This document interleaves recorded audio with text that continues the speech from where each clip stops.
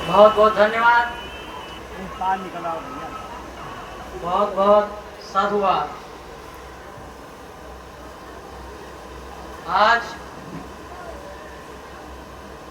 हमारे महापुरुष ललाई सिंह यादव जी के जन्म जयंती के अवसर पर यहाँ पर उपस्थित हुए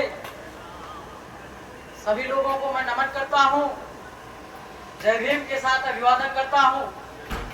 और अपनी बातों को शुरू करने से पहले बहुजन समाज में जन्मे सभी संतों, गुरुओं, महापुरुषों, त्यागियों के चरणों में नमन करता हूँ और हमारे बीच उपस्थित, मंच पर उपस्थित सभी सम्मानित लोगों का और बुजुर्गों का मैं दिल की गहराइयों के साथ अभिवादन करता हूं। और हमारे सामने बैठे हुए पिता तुल बुजुर्गों, नौजवान साथियों, हमारी माताएं, प्यारी प्यारी बहनें और छोटे छोटे बच्चे, मैं आप सभी का भी जय भीम के साथ अभिवादन करता हूं। और आज ये जो कार्यक्रम हो रहा है, इसकी जो अध्यक्षता कर रहे हैं बड़े भैया राजेंद्र यादव जी, मैं आपका भी दिल की गहराइयों के साथ स्वागत करता हूं और जय भीम के साथ अभिवादन करता हूं। आज जो हमारा ओबीसी समाज है, खास करके ओबीसी समाज में जो हमारा यादव समाज है, यादव समाज वो चाहे आर्थिक रूप से हो, चाहे सामाजिक रूप से हो, चाहे राजनीतिक रूप से हो, वो हर महीने में आगे है और मजबूत है। लेकिन मैं देखता हूं और सुनता हूं तो हमारे यादव समाज के लोग अपने आप को कृष्णवंशी मानते हैं, लेकिन लड़ई यादव के लिए नहीं बोलते हैं कि हम लड़ई यादव की भी वंशज हैं, क्योंकि लड़ई यादव जी ने पाखंडवाद, ब्राह्मणवाद, मनवादी व्यवस्था और उस व्यवस्था को उन्होंने निराधार माना, जिस व्यवस्था ने हजारों वर्षों से हमको गुलाम माना।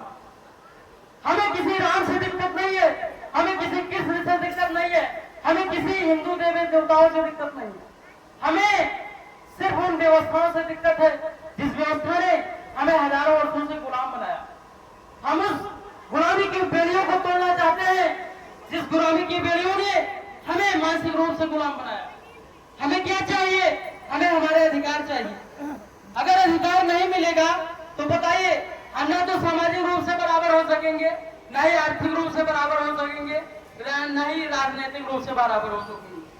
तो साथियों, आज का जो कार्यक्रम है, इससे हमें सीखने की जरूरत यह है कि हमारे समाज में, हमारे बहुजन समाज में ऐसे ऐसे योद्धा पैदा हुए जिन्होंने अंग्रेजों के सामने अपने शरीर का बलिदान दिया, और ऐसे ऐसे योद्धा पैदा हुए जिन्होंने कलम की ताकत से हमारे देश के संविधान को लिखा। हमारे मसीहा, हमारे रहबर B.R. अम्बेडकर साहब, पहले हमारे समाज में राजा हुआ करते थे।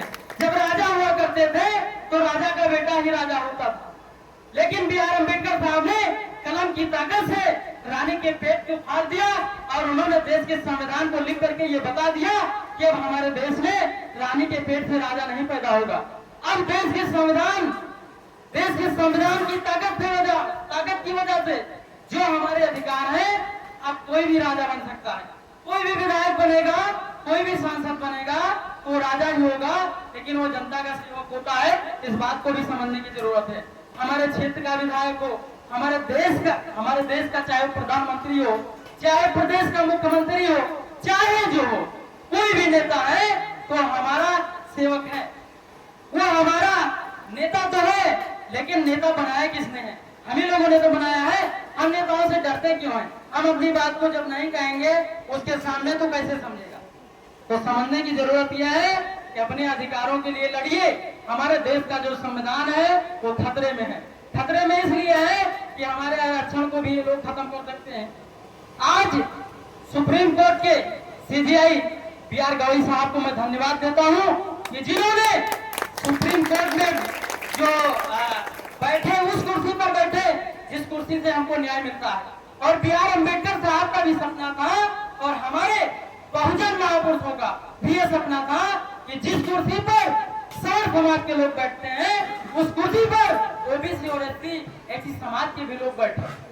जब हमारे समाज की भागीदारी होगी तभी तो हमारे समाज के लोग आगे बढ़ेंगे। जिस समाज के लोग सत्ता में होते हैं उस समाज के बहन बेटियों और उन समाज के नौजवानों के साथ कभी हत्या बलात्कार नहीं होता है। और माननीय कांशीराम साहब ने कहा वोट हमारा राज तुम्हारा नहीं चलेगा, नहीं चलेगा। तो हम लोगों को आज इस कार्यक्रम के माध्यम से इस बात को भी समझने की जरूरत है कि 2027 में तथ्य को पलट देना है। जो सरकार हमारी विरोधी है, जो सरकार हमारे समाज का विरोध करती है, जो समाज जो पार्टी हमारे समाज के लिए काम नहीं कर रही है, उस पार्टी को 2027 में विदा कर देने की जरूरत है साथियों। मैं इन्हीं शब्दों के साथ और मैं अपनी वाणी को विराम दूंगा। साथ ही साथ आप सभी को क्रांतिकारी जय भीम।